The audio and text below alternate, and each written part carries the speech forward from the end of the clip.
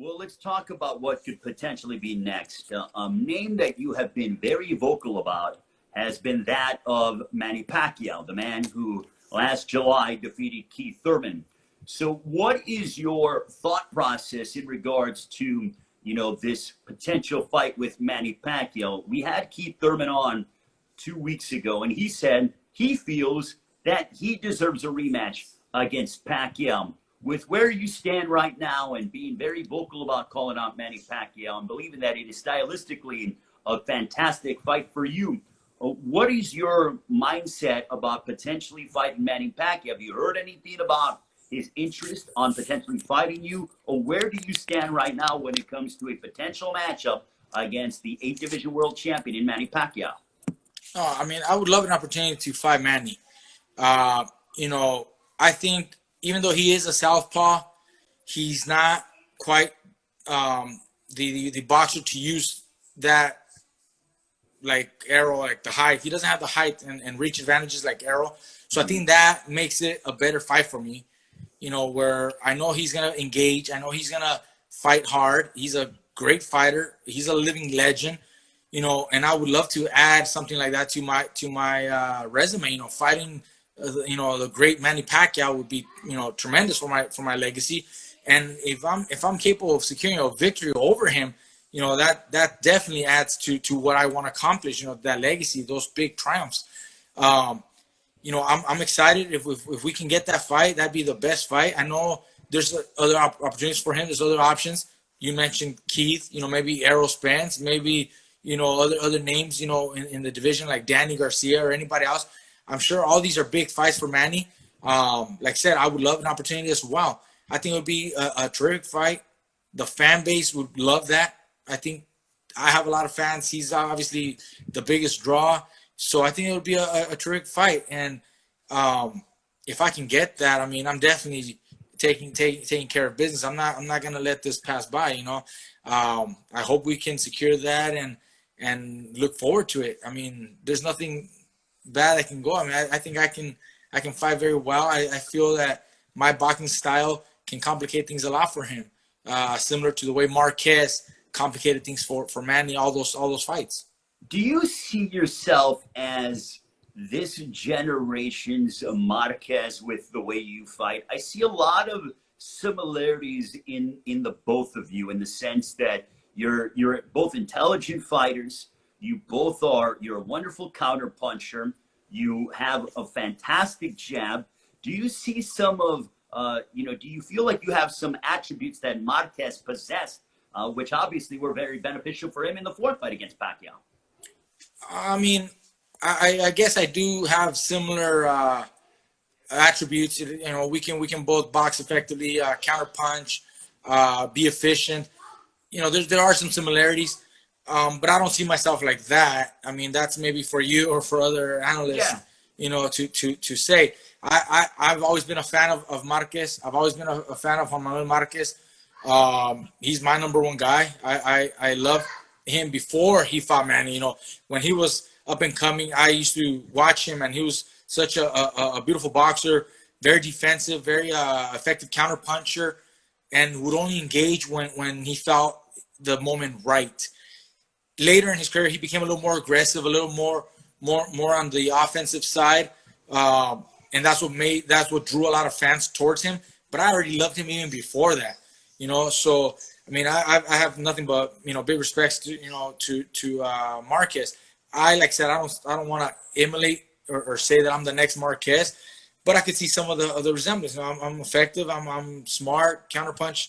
And that's worked. It works for my style. It may not be the most exciting style, like the flashiness, with the fastest hands or the craziest footwork, but it's effective and it works.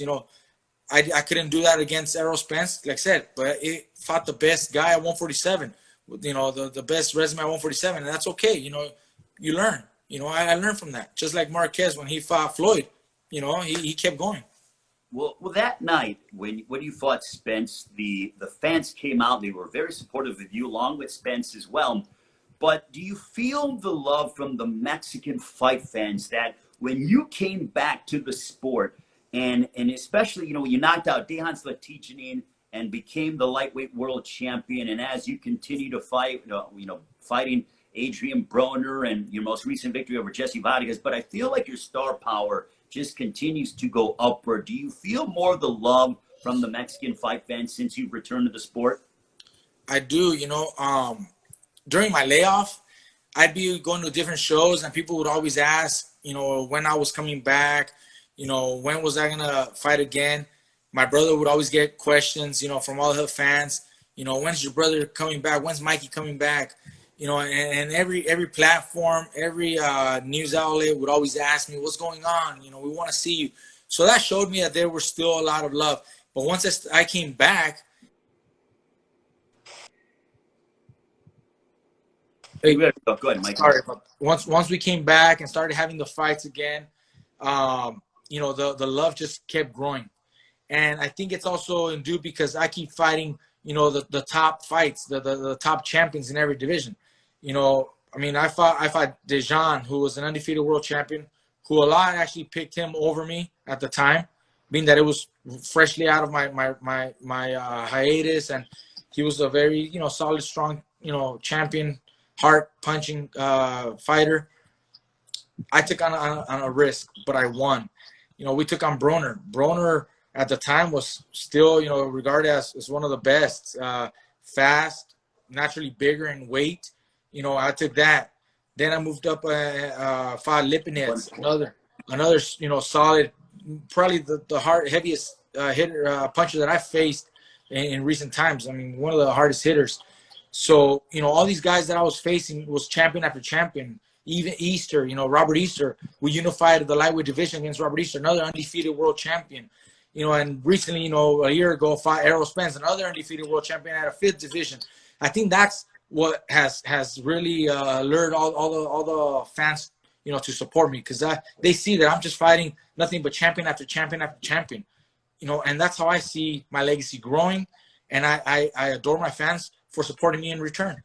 Mikey, is it fair to say that when you came back the second time, that with the names that you mentioned and the victory over Lipinets was mightily impressive, all of your victories, but that you wanted only the best of the best?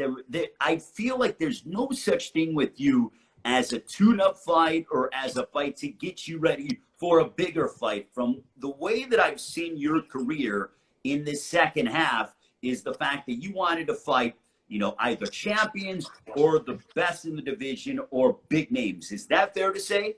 That's fair. Look, I just don't get excited for a tune-up fight. That's not gonna give me excitement, and it's not gonna allow me to perform.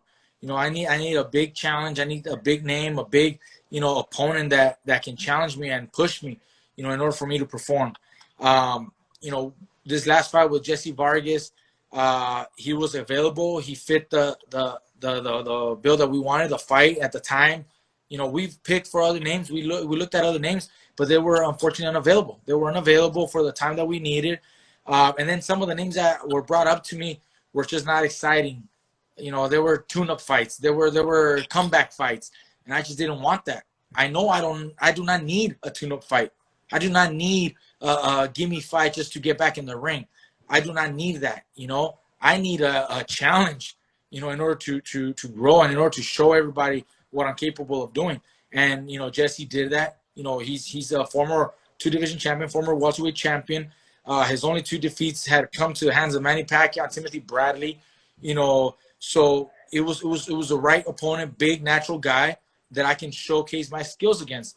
And now I'm looking for bigger fights. I'm looking for the biggest fights available. It's not just what I want. Obviously my opponent or the guys would also be interested in a fight with me. But I think that I'm willing to fight anybody, that's available and that makes sense. That's how I keep growing. That's how my fans keep growing. That's why they love me so much. Was that a big confidence booster for you to be able to defeat Jesse Vargas, has to say, okay, I can win and win decisively here in the welterweight division? Because heading into that fight with Jesse Vargas, there were some pundits who thought, well, maybe this is too much weight for Mikey Garcia. Did you hear those comments heading into that fight with Jesse Vargas? Look, I know a lot of people still doubt, that I can do anything at 147. Everybody that seen me against Errol Spence, you know, has a right to their opinion like that. That was a horrible performance on my end. I just wasn't able to do anything. But I know there's so much more I can still do. I just, you know, wasn't, you know, it wasn't my night. It was just one of those things where it's just I couldn't perform. But I know I'm capable of performing. And that's why I think the fight with Jesse Vargas helps clear some of those questions, a lot of those doubts. It allows to give the fans and the critics an opportunity to see me again at 147 against a top fighter, you know, former champion, and see me perform well to be able to consider myself a legitimate contender. And you know, I don't doubt myself. I never doubted myself. You know, even after the Errol Spence fight, I didn't doubt myself. I just knew, okay, it wasn't my night. But I know there's so much more I can still accomplish, and that's why I'm still sticking around at 147.